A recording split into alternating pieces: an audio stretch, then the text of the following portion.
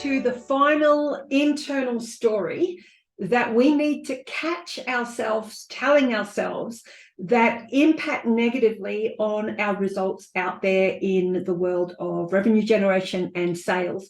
And that final story, the final internal story that we need to tell ourselves is based around money. And so, there's so much research that's been done around money, but there's probably three major underlying factors that form our beliefs around money. And they are the fact that our beliefs around money are generational.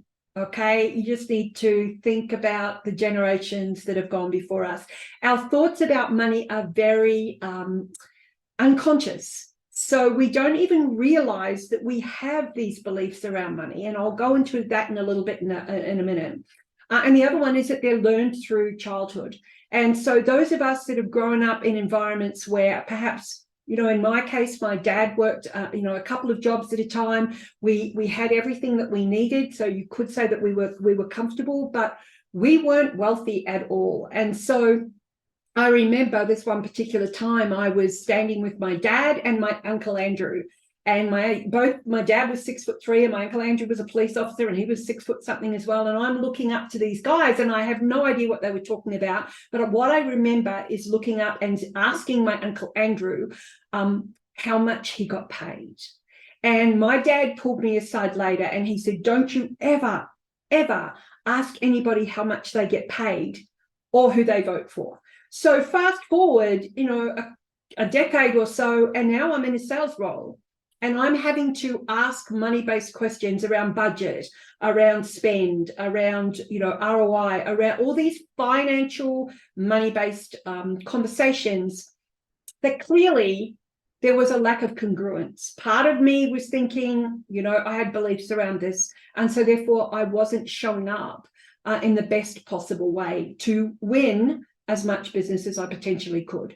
So I want you to consider for a moment what money means to you. What is a lot of money to you? If you think $1,000 is a lot of money and yet you're selling something for $10,000 or $100,000, then there's going to be a little bit of a disconnect in your brain. So I want you to give some thought as to what money means to you, because money has such an emotional hold over all of us. Now, when I'm in a group, whether it's, I've got an audience or a sales group or whatever, and I will give somebody, I'll get them to hold a $100 note. Now, I know $100 doesn't go very far these days. And, I have this $1 million bar here that I'm very, very proud of myself. I still haven't opened this chocolate bar, but imagine if you were given $1 million. What would that conjure up in your mind? And it would conjure, you would attach so much emotion to that money.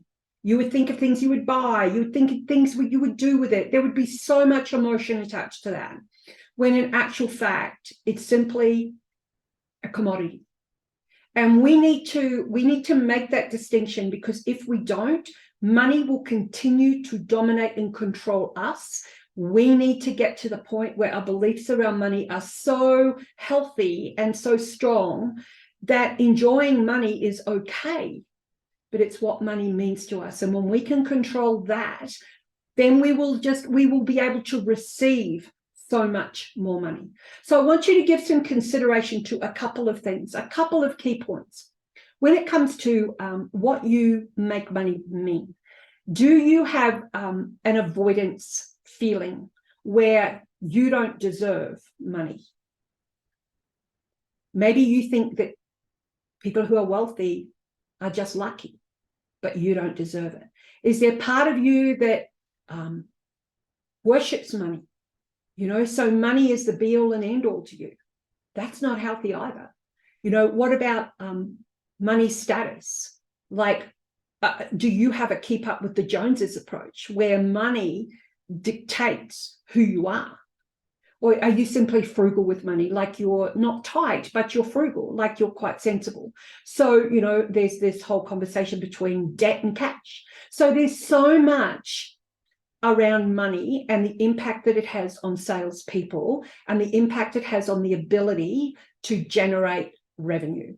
So I would encourage you to do some research around money, get very, very clear on what you think a lot of money is. And you know, is this fear that you have of asking for the business, or this belief that you have around money, impacting you in asking for the business, in putting top dollar there? Are you discounting before you even need to? So let your buyer say no to the price. Don't you believe that you have to say no on behalf of them first and then discount? So, so much to unpack in money. I take it to a different level in my book.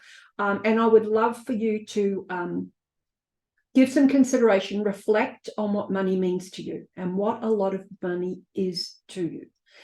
So on that note, continue to follow me on YouTube, subscribe to the YouTube channel at The Story Seller, follow me on LinkedIn, and go to www.shiftandisrupt.com. My book will be launched on that site, but also ongoing resources will be available as well after the launch. So I look forward to seeing you there. In the meantime, have an amazing day, and we'll look forward to taking these videos to a different level in the next video, because we're going to start and we're going to change tack, and we're going to go to the external stories that we need to tell our buyer. So I hope you've enjoyed and taken some from these internal stories, the stories that we tell ourselves about ourselves and about the buyer, and look forward to seeing you in the next video. So on that note, have an amazing day, and we'll speak to you soon. Bye for now.